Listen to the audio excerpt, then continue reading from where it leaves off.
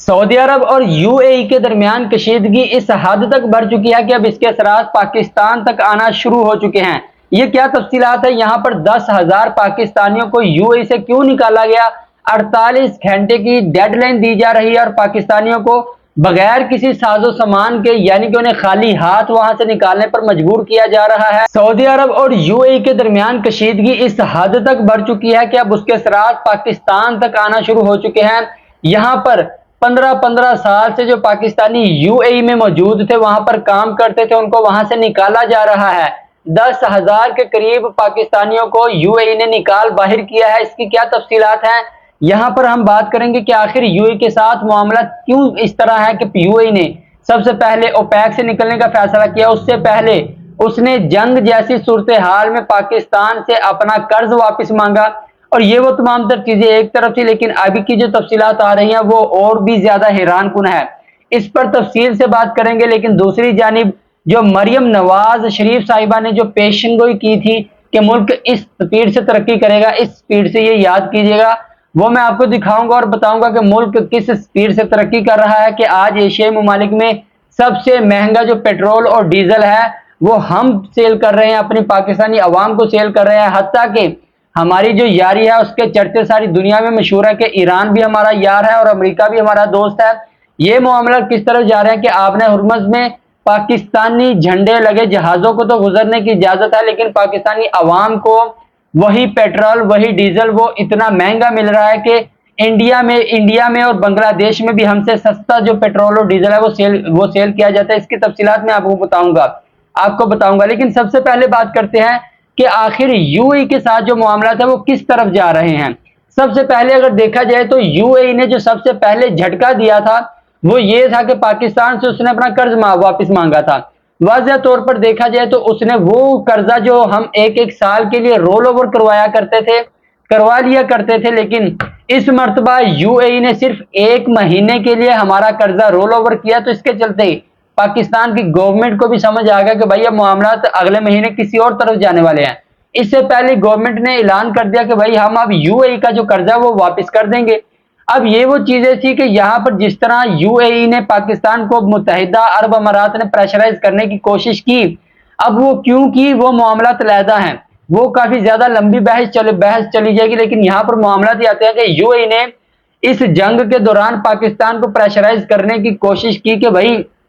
ہمارا قرضہ دو۔ پاکستان کے پاس تو اتنے وسائل ہے نہیں، پاکستان کے پاس اس وقت جو ریزروز موجود ہیں وہ تقریباً 16 ارب ڈالرز کے موجود ہیں۔ ان 16 ارب میں سے بھی تقریباً جو 12 ارب کے قریب جو پیسے ہیں وہ چائنا کے یا کسی دوست ممالک کے رکھائے ہوئے ہیں ہمارے اکاؤنٹس میں، لیکن معاملات یہ ہے کہ جب یہ 3.5 ارب ڈالرز یو اے ای نے واپس مانگے تو یہاں پر پاکستان کی جو مدد کی تھی وہ سعودی عرب نے کی تھی۔ اب یہ جو چیزیں تھی ایسے تیسے جیسے بھی ہم نے اس تمام تر صورتحال سے نکلنے کا فیصلہ کیا، ہمارا جو قرضہ تھا وہ کچھ ٹائم کے لیے تو نکل گیا، لیکن دوسرا معاملہ یہ آیا یو اے ای نے جو اوپیک ایک تنظیم تھی، ایسی تنظیم تھی جس میں وہ تمام تر ممالک شامل تھے جو تیل سیل کرتے تھے، خام تیل اپنی زمین سے نکال کر دنیا میں سیل کرتے تھے، اور ان کی اجارہ داری سمجھی جاتی تھی کہ اوپیک ایک ایسی تنظیم ہے جو کہ تمام تر ممالک کو ان کے حقوق کے مطابق ان کو اجازت دیتی تھی کہ آپ اتنا تیل خام تیل سیل کر سکتے ہیں۔ اب یہ وہ تمام تر تفصیلات ہیں کہ یو اے ای نے اس سے بھی نکلنے کا اعلان کر دیا۔ معاملات اس حد تک آگے بڑھے کہ اب چیزیں یہاں پر آ رہی ہیں کہ پاکستانی تقریباً 10,000 کے قریب جو پاکستانی ہیں ان کو یو اے ای نے اپنے جو ملک ہے وہاں سے نکالنے کا فیصلہ کیا ہے، وہاں سے کچھ نکالے جا چکے ہیں۔ جو نادر بلوچ صاحب ہیں انہوں نے بھی ٹویٹ کیا ہے، جو عالمی میڈیا پر یہ تبصرے چل رہے ہیں وہ میں آپ کو دکھاؤں گا، بھی پہلے وہ آپ ویڈیو دیکھیں کہ عالمی میڈیا پر کس طرح معاملات کو لیا جا رہا ہے۔ Talking about Pakistani citizens in the Emirates. Tell us about it. Yeah, so, we read about the loan repayment, but the UAE, perhaps as a punitive measure, and perhaps to hurt Pakistan in some way, has been deporting Pakistani Shia residents, including those who call the UAE home for the last over 2 decades, and a lot of migrant workers and they've been arbitrarily like detaining them, deporting them. People spoke to us about the mistreatment in the detention centers and how they were just put in flights with their ID cards cancelled and bank accounts frozen, and they've just been. اب یہ جو video آپ نے دیکھی اس کی تفصیلات میں آپ کو بتاتا چلوں کہ اس میں کہتے ہیں کہ متحدہ عرب امارات نے شیعہ مسلک سے تعلق رکھنے والے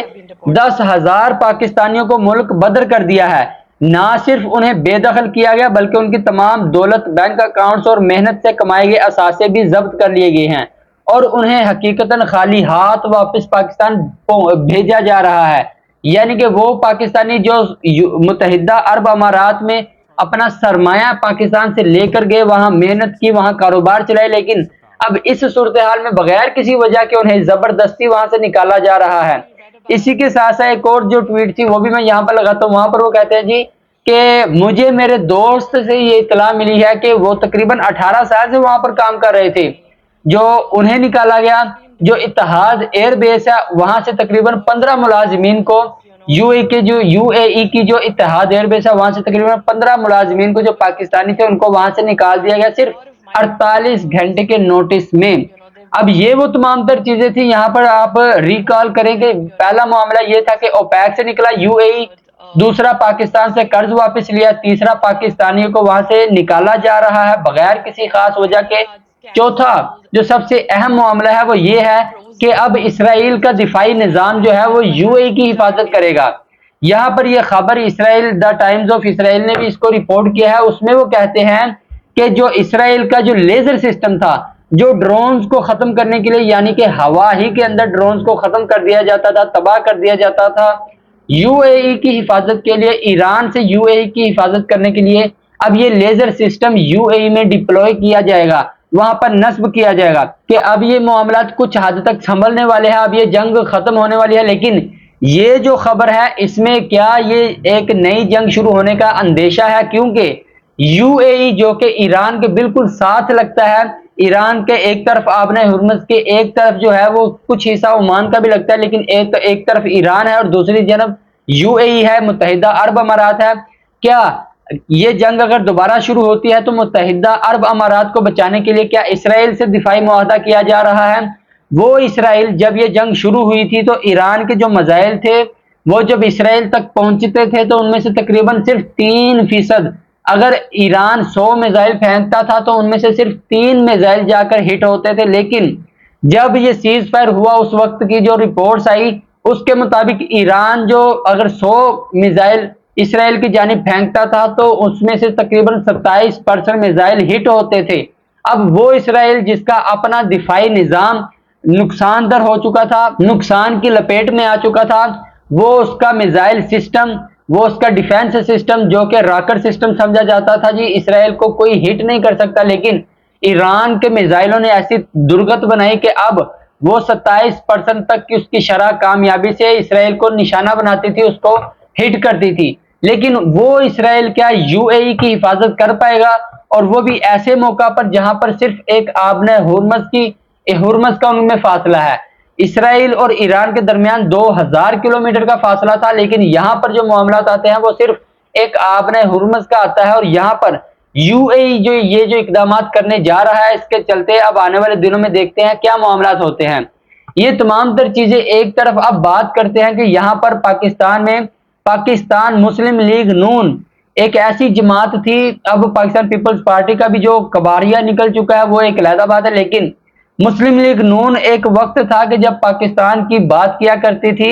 حمزہ شہباز شریف صاحب. اب آج بھی شہباز شریف صاحب کے جو اپنے پرانے ٹویٹس پڑے ہوئے ہیں وہاں پر وہ جس طرح عوام کی مہنگائی کا رونا روتے دکھائی دیتے تھے، کاش کہ آج انہیں یاد ہوتا کہ وہ کس طرح پاکستان کا دکھ رکھتے تھے، ان کے دل میں پاکستان کے لیے کتنا دکھ تھا. لیکن وہ جو پتھر جو وہ کہتے ہیں ہمیشہ میں دل کے اوپر بڑا سا پتھر رکھ کر ہم تیل کی قیمتیں بڑھانے جا رہے ہیں کیونکہ ہمیں خوشی تو نہیں ہوتی، لیکن پتھر رکھ کر کیونکہ یہ ملک اس وقت ڈیفالٹ کی صورتحال میں نو ڈاؤٹ اس وقت جو صورتحال ہے وہ کافی زیادہ سنگین ہے، پاکستان معاشی طور پر کافی زیادہ کمزور ہے. لیکن یہاں پر پہنچایا کس نے، یہاں پر ملک پہنچا کیسے، یہ تمام تر چیزیں کہ جتنا وقت عمران خان صاحب کی حکومت تھی جس کو آپ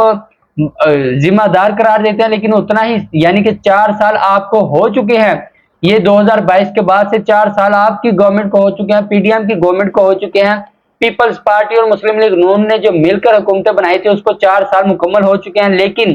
کیا ابھی بھی کوئی اپنی ذمہ داری پکڑنے کو تیار ہے؟ اس وقت جو ملک کے حالات ہیں، یہاں پر سب سے پہلے آپ کو بتاتے ہیں وہ وقت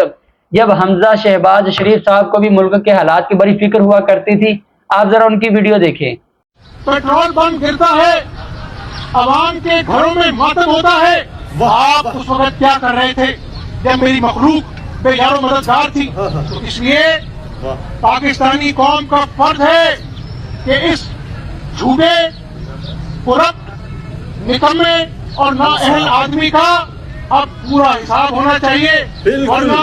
نہ پاکستانی قوم معاف کرے گی نہ ہمیں اللہ تعالیٰ معاف کرے گا۔ اب یہ وہ تمام تر چیزیں ہیں، کیا آج بھی حمزہ شہباز شریف صاحب اب کوئی آتے ہیں کوئی پبلک میں جا کر کوئی ٹویٹ کر دے، چھوٹی موٹی کوئی بات ہی کر دیں کہ بھائی آج بھی مہنگائی ہے؟ کیا تب 150 روپے 170 روپے لیٹر پیٹرول پر ان کو مہنگائی یاد آتی تھی، لیکن آج 401 روپے پر پیٹرول یاد نہیں آتا؟ پھر یہ کہتے ہیں جی یہاں پر جنگ چل رہی ہے خطے میں، کیا پہلے یوکرین اور روس کی جنگ نہیں چلی؟ کیا پہلے کرونا جیسی وبا آئی تھی اس وقت دنیا میں 120 ڈالر فی بیرل جو تھا وہ خام تیل کی قیمتیں موجود تھی؟ کیا تب 401 روپے کسی پاکستانی نے پیٹرول خریدا؟ اگر کسی نے خریدا ہے تو بھائی آپ کمنٹ میں بتا دیں، مجھے تاریخ بتا دیں تاکہ ہم بھی اس پر تحقیق کریں۔ یہ وہ تمام کیسا پرانا پاکستان ہے؟ بلاول بھٹو صاحب کہتے تھے ویلکم بیک ٹو پرانا پاکستان۔ کیا کبھی پرانے پاکستان میں 401 روپے پیٹرول لیتا آپ نے کسی کو دیکھا؟ کیا اس وقت غربت کی شرح اس حد تک بڑھی تھی کہ آج یہ نوبت آ چکی ہے کہ غریب روٹی کھانے کے لیے یہاں پر جو 4 وقت کی 2 وقت کی روٹی کھانے کے لیے مارا پھرتا ہے؟ حالات یہ آ چکے ہیں کہ اگر کوئی غریب ریری لگاتا ہے باہر تو اس کی ریری کو توڑ دیا جاتا ہے کہ وہ پاکستان کی ترقی میں رکاوٹ ہے۔ اصل جو ترقی میں رکاوٹ ہے ان کو اپنی ذمہ داری سنبھالنی چاہیے اور ان کو کوشش کرنی چاہیے کہ تمام تر معاملات کو مل بیٹھ کر حل کریں۔ یہ ایک دو ضد کی وجہ سے ملک کا جو بیڑا غرق کر دیا گیا ہے، اس کا آخر غریب کب تک اس کا ذمہ اٹھاتا رہے گا اور کب تک اس غریب کی جیب سے آپ پیسے نکالتے رہیں گے؟ یعنی کہ یہ ایک رپورٹ سامنے آئی کہ وہ میں آپ کو پڑھ کر سناتا ہوں، ذرا سکرین پر دیکھیے کہ 2022 میں سالانہ لیوی کی مد میں پیسے لیے جاتے تھے، 2022 میں اس کی رپورٹ ہے۔ یہ رپورٹ ماہر معیشت شاہد حسن صدیقی صاحب نے سما نیوز پر بیٹھ کر بتائی۔ انہوں نے کہا کہ جون 2022 میں سالانہ لیوی میں جمع ہونے والی رقم 127 ارب روپے تھی۔ جون 2022 کی بات کر رہے ہیں، اور اب موجودہ سال میں سالانہ لیوی 1468 ارب روپے میں جمع کیے گئے، یعنی 1341 ارب بھتہ وصول کیا، جس کی وجہ سے ملک میں دالیں، سبزیاں، گوشت، ٹرانسپورٹ کے کرائے، ہر چیز کی قیمتیں بڑھ گئیں۔ ماہر معیشت شاہد حسین صدیقی، یعنی کہ یہاں سے آپ اندازہ لگائیں کہ 1468 ارب روپیہ ہماری حکومت ہمارے غریب عوام سے، جو کہ 1500 روپے دہاڑی پر کام کرتا ہے، جس کے 35 ہزار روپے کوئی غریب ہے جو دہاڑی پر مہینہ کام کرتا ہے، اس کی جیب سے یہ تقریباً 1468 ارب روپے نکالے گئے ہیں۔ جبکہ معاملات اس طرف چلتے ہیں کہ ہماری مریم نواز شریف صاحبہ کیا کہتی تھی کہ ملک اس طرح ترقی کرے گا۔ ذرا یہ ویڈیو دیکھیں، انہوں نے کیا کہا تھا جی 2024-25 جو 2023-24 میں کہا جی ملک کے جو شرح تھی وہ ایسے تھی، 2024-25 میں ایسے جا رہی ہے سیدھی، اور اب 26 میں ایسے جائے گی۔ ذرا دیکھیے ذرا مریم نواز شریف صاحبہ کی ویڈیو۔ 2024 سے پہلے مہنگائی کا گراف یوں جا رہا تھا، یوں 2024 اور 25 میں مہنگائی کا گراف پورا یوں سٹیبل تھا، اور اب 2026 میں ابھی ٹھہر جائیں، ابھی باقی ہے پکچر، اور 2025 اور 26 میں مہنگائی کا گراف یوں ہے ماشاءاللہ۔